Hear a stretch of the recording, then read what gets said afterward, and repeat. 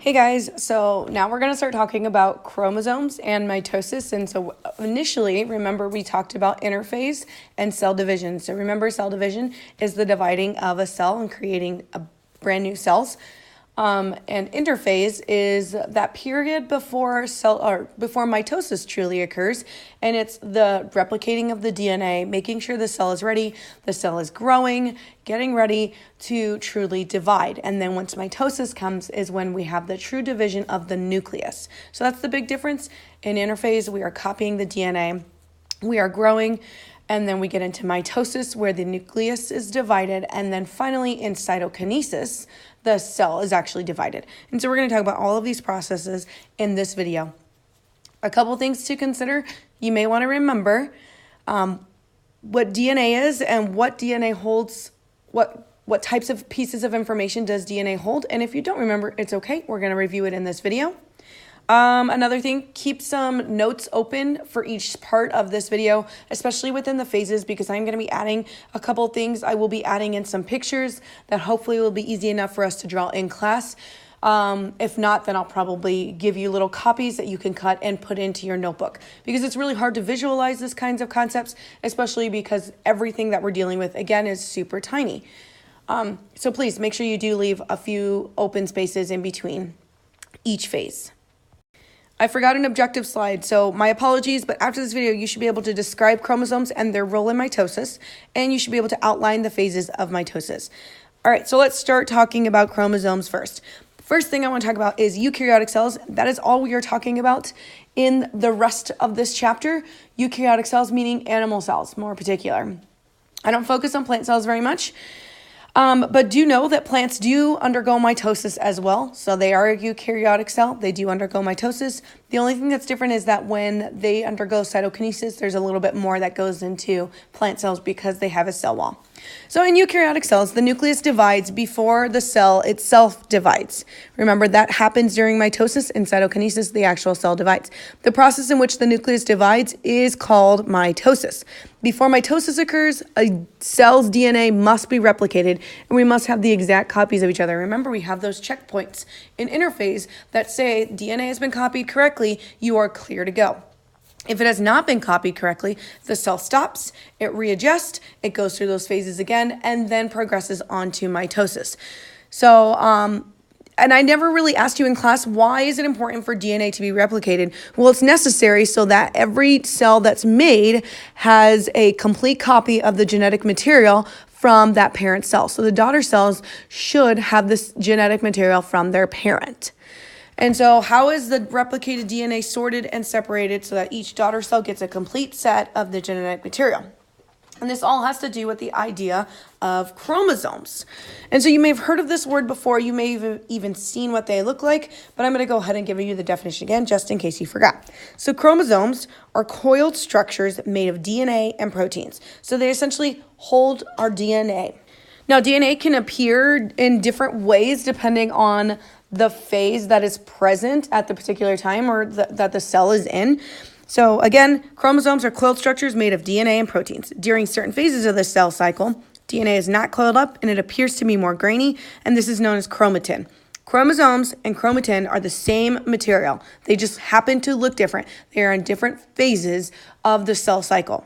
So please don't think they are two completely separate things. It just happens to be the appearance of the DNA in a particular time. So only after replication will DNA condense, coil, and form the X shape. So if replication has not occurred, you should expect to see chromatin. And remember, the cell cycle is that complete continuous circle. So as we progress out of mitosis and go towards interphase, the DNA is going to look more like chromatin. And then as we go into the S phase, DNA synthesis, DNA is copied and replicated, then you're going to have those chromosomes that are nice and coiled and look like that X shape. And I'm going to draw that just to see. So you've seen chromosome that's represented like that with this dot in the middle. I'm going to explain what all of that is here in a second. So again, DNA is copied. That means we have two copies of that specific chromosome. So two identical copies are known as sister chromatids. So if this is my entire chromosome, one of these legs here is known as a chromatid. Okay, so here is one sister, and then here is the other chromatid. Oops, I should have put two. So the button separates them. This is one, this is the other. I know that picture looks kind of confusing if you're not really paying attention, but again, I will draw this in class so that hopefully we're not super confused. So DNA of a chromosome is encoded with genetic instructions for making proteins. So again, everything in your body has an instruction manual, and that instruction manual is the DNA. So if you are missing a chromosome, you essentially don't have genetic instructions to make something, and that's not good at all. It is very, very rare for somebody to survive who is missing a chromosome. We are going to talk about some genetic defects on how there are people that do exist that are missing a chromosome, but there are a lot of issues that come along with that. We are also going to talk about genetic defects where you have an extra chromosome, and some of you may have heard of this type of issue and some of those effects. Instructions are organized into units called genes. So again, we have those genetic instructions, and how it's organized is by genes. And a chromosome can hold up to hundreds to even thousands of genes on one chromatid. So more in particular, we are going to talk about human chromosomes, because why wouldn't we want to talk about ourselves? Who cares about other animals? Big important thing I want to make sure you understand, the number of chromosomes does not indicate the greatest intelligence. So there are organisms that have a lot more chromosomes than us, and they are not apparently as smart as us, but who knows, maybe they are. And I can't think of those numbers right now, but I'll get those to you in class when we talk about these things. So please don't think just because we have this many chromosomes, we have the most of all of the organisms. Not true at all. Human cells normally have two sets of chromosomes, one set inherited from each parent. So you must have a mom and you must have a dad, and they must reproduce, and you must get half of your genetic material from each. And then from there, you get 23 chromosomes are in each set for a total of 46 chromosomes per cell. So that means you have 46 chromosomes in each one of your cells in your entire body. Chromosomes in a pair are known as homologous chromosomes. So what happens is you get your set from your mom, you get your set from your dad. The like chromosomes, because all of our chromosomes are similar, okay, and that hold the same genetic material. So for example, the chromosomes that hold the genetic information to create your eye color and hair color, let's say they're on the same chromosome for the sake of this. I'm not going to guarantee that. Those two types of chromosomes from your mom and the type of chromosome from your dad come together and they hang out. Those are known as homologous chromosomes, meaning they are alike chromosomes. Not saying they are guaranteed to have the exact same genetic information, because they don't. Your mom and dad are not brother and sister, so they should not have the same exact genetic information on their chromosomes, but they have similar genetic instructions within those chromosomes. So then those get together, the genes pair up based off of dominant and recessive. You bada bing, bada boom, there's your hair color. And so there is obviously a lot more to that, but that's a brief synopsis of how these chromosomes pair together. The only pair that is different from your mom and your dad is their sex chromosomes, which is the very last set of your chromosomes. Those are completely different because that tells your body whether you are male or female. And so that is just the basic chromosome level issue there. So now that we've got the background information, our DNA, and all of that is replicated, we are now ready to go through the next part of the cell cycle, which is known as mitosis. Mitosis is made up of 4 phases. Remember, we are breaking down the nucleus. The nucleus contains your DNA. So at this point, your DNA looks all coiled up. It's in those pretty X shapes, okay? Remember, one of the legs is a chromatid and the other is the other chromatid, and they are going to separate. Those are identical copies of one another, and they are going to separate. So I basically just summed up mitosis for you. Prophase, the longest phase of mitosis. And so there's a few things that are occurring within this phase simultaneously. The chromatid condenses into chromosomes, and the nuclear membrane breaks down. So remember, chromatin is that floaty, grainy looking DNA. It'll now come together. It'll form those chromosomes, those nice coiled up chromosomes, and then the nuclear membrane, which is a protective feature of the nucleus, it breaks down. This allows the nucleus to easily separate. The centrioles separate and move to opposite sides of the cell. So the centrioles are present in animal cells. We learned that when we talked about the cell. And this is a feature that allows to form a spindle.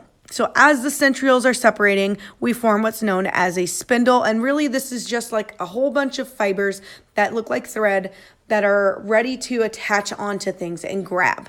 They're used to like pull and grab. Metaphase is the next phase. So we have prophase and then metaphase. Your spindle fibers attach to the centromere. If you don't remember, the centromere is the middle portion of the chromosome. I don't really remember if I said that in the last slide, so sorry if I didn't. But again, we have our chromosome here. Sorry, that's a very terrible drawing. This middle button is known as the centromere. And so your spindle fibers attach to the centromere, and it lines the sister chromatids up at the center of the cell, or the equator. So these attaches here, lines them up all in the middle. So you can think of metaphase, middle. So prophase, we are forming into chromosomes. We are beginning to move towards the other ends of the pole, or centrioles are moving to the ends of the poles. Spindle begins to form. The spindle in metaphase will then attach to the centromere. Sister chromatids line up at the center. Anaphase. In anaphase, this is where we have that separation. So sister chromatids separate and the centromeres divide. So you can think of anaphase, you can think of apart. We are pulling them apart thanks to that spindle fiber. It pulls at the centromere, and you have the sister chromatids going to opposite ends of the pole. So both, remember, these are identical copies. One goes to one side, the other goes to the other side to guarantee that when cell division occurs, both cells have that particular chromatid. Telophase. Telophase, chromosomes begin to uncoil and form back into that chromatin, that nice grainy structure. Spindle fibers break down and the nuclear membrane is formed. Basically, telophase is the complete opposite of interphase. You had a beginning, and now this is towards our end. Finally, in cytokinesis, this is the final stage of cell division. Oh, I didn't move these. It's okay. Anyways, this is the final stage of cell division, and what's going on is that finally the cytoplasm splits in two and the cell divides. So it's like a nice cleavage, just cutting it through, and basically it's just a pinch off, and then one cell takes its stuff and goes one way, the other cell takes its stuff and goes another way. And that is the end of this video. I don't really feel like this is long, but like I said, I am going to be adding information. I am going to be giving you pictures. Whether or not I draw those, we will see, because you guys know I am the best artist in the world. If you have any questions, please make sure to ask me on Edpuzzle.